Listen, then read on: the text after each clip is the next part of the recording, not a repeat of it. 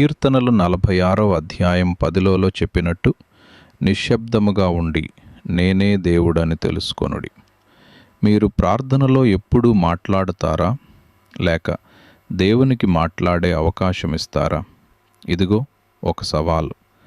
రేపు ఉదయం 15 నిమిషాలు ఏ మాట మాట్లాడకుండా బైబిల్ తెరిచి కళ్ళు మూసుకొని, మాట్లాడు ప్రభు, నీ దాసుడు వింటున్నాడు అని చెప్పండి.